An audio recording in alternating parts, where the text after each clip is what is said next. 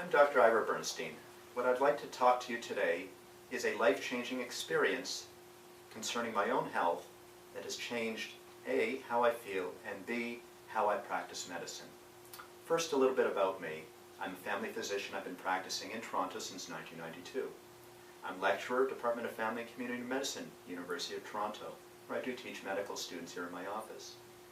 I'm also on active staff, Department of Family and Community Medicine at Humber River Hospital in Toronto. In addition, I'm the family physician division head for mental health at Humber Hospital, where I look after a team of physicians and we take care of the mental health inpatients in the hospital. First, what I'd like to talk to you about now is that most physicians typically have not been proactive with regards to comprehensive nutritional supplementation. My medical students have confirmed that they receive approximately 3 to 4 hours of nutritional education in their entire medical career. They don't receive any supplementation recommendation per se, with the exception of perhaps some calcium and vitamin D with regards to osteoporosis, and folic acid for prenatal care. Typically, physicians would recommend individual vitamins based on measured deficiencies, such as vitamin D, where many physicians are on board, as well as vitamin B12. So these would be measured when they send their patients to the lab and their tests are indicating deficiencies. Otherwise, typically, physicians would recommend either nothing at all, they're not aware of the evidence, they'll tell their patients just to eat well. Or they may just recommend a mass-market, off-the-shelf, one-a-day vitamin at your local drugstore. Most physicians do not understand the differences between products. Or physicians may just simply hand out office samples to their patients with a typical one-a-day product, such as Centrum, #1 doctor recommended. What happened? What changed my perception of all of this since I was one of these typical physicians? This all happened on March 14, 2011, which I would describe as my personal health 9/11. Prior to March 14, 2011, everything was pretty much normal. I exercised about twice a week. My diet was reasonable. It was balanced. I did certainly have a lot of stress, plenty of it within my own practice. However, nothing was out of the ordinary. However, that all changed that Monday morning. So what happened when I woke up that day? All of a sudden, my balance was off. I had what would be described as brain fog. Then episodes of vertigo began. This would be described as true spins. They were clockwise in rotation. In addition, there was visual disturbance. I would have unequal focusing of the vision in my left eye. One of the other symptoms that developed was tinnitus. It would be ringing in the ear. So what did I think I had? First, I thought it was a viral infection called labyrinthitis. However, the symptoms did not go away. Because they didn't go away, I then thought I had a brain tumor. As a result, I arranged to have an MRI of my brain. It was fortunately normal. I then did arrange an ear, nose, and throat consultation for further evaluation. I saw the doctor, and after examination and testing, he did discover that I had some mild low-frequency hearing loss in my left ear, and he thought that I had a condition called Meniere's disease. He sent me for some additional investigations. In Toronto, I went for testing called ENG. This tests your inner ear function, as well as caloric testing, where water would be sent flushed through your ears and you examine the eye responses. Most of these tests were pretty much normal. Afterwards, I saw him and he recommended a low-salt diet and a medication called beta-histine, also known as Circ. And these are typically recommended for patients who have Meniere's disease. So what did I think? I thought first, like, wow, how could this happen? How me? Why me? In my own practice, Meniere's was fairly infrequent. So what did I know about this condition? What was the cause? What is the cure? Is there a cure? And are there other treatments available? First, how I felt and what I did. I did take the Circ, the beta-histine, took it regularly. In addition, I started researching the internet for other solutions. Some patients have called me Dr. Google. I think this would be accurate. However, it is quite helpful in terms of finding out additional information. I did come across a very informative website, www.menieres-disease.ca. This was hosted by a now retired registered nurse by the name of Karen Henderson, who lives in British Columbia. I contacted Karen, and we had a discussion, and typically conventional treatments would focus on symptoms, not the underlying cause of Meniere's. It is an inflammatory disorder, but the cause is unknown.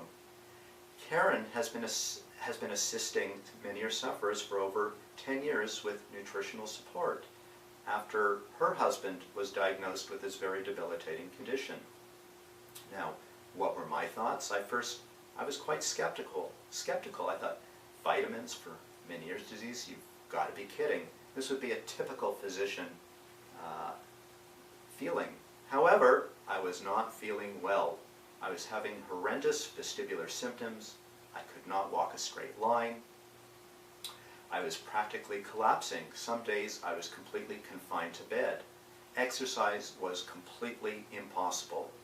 This was affecting my work in a significant way. My performance was reduced, and I was prepared to take a disability leave. I was actually feeling sicker than most of my patients. My ability to be empathic diminished since I was feeling so unwell. I had been taking the Circ for almost 3 weeks, and unfortunately the vertigo recurred. So I contacted Karen again regarding the supplements. I was sick now for over 2 months, and I said, I need to do something different. I was feeling unwell 24/7 with no relief in sight. Karen had recommended supplements. They were from a company called USANA. USANA, who are they? I never heard of them before, even though they had been around for approximately 20 years. I only knew Centrum. So what were the nutritional recommendations that were recommended by Karen for Meniere's? First were the USANA Essentials. These are the multi-minerals and mega antioxidants. Proflavanol C100. This is purified grapeseed extract combined with vitamin C. Ginkgo PS, Ginkgo biloba, for brain support, and active calcium. So this is calcium, magnesium, and other nutrients. I started taking the nutritionals continuously, and after approximately 6 weeks, I had my first break in symptoms. This is the first time I was feeling well. This lasted for about 2 weeks.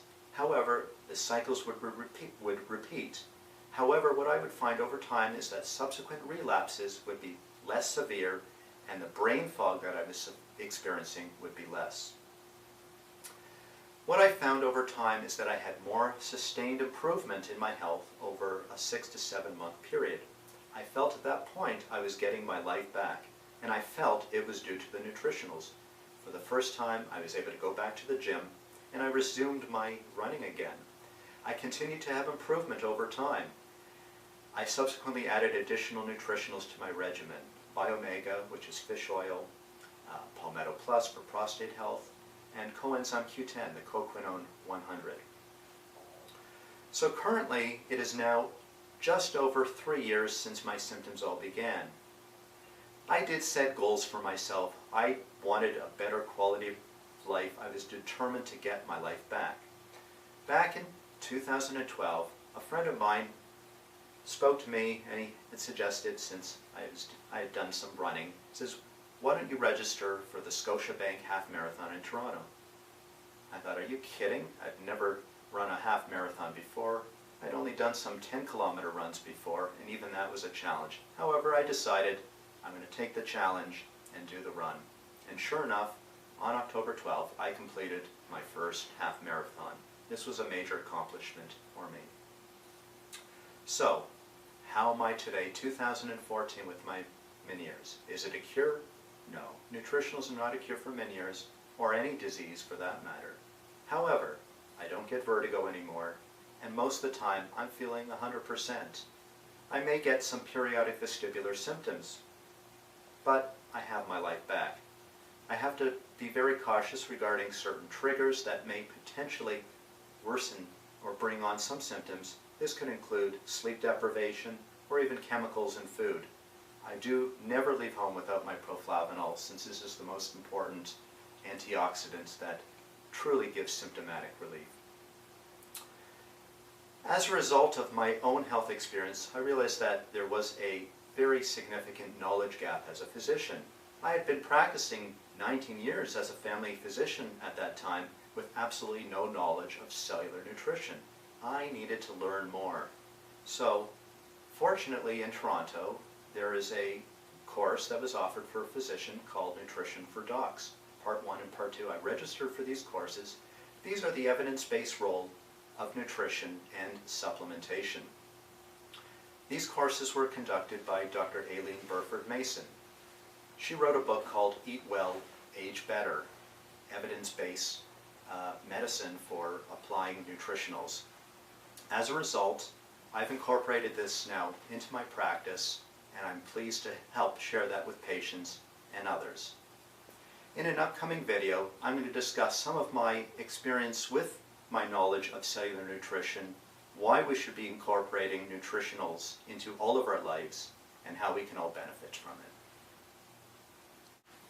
Thank you for watching.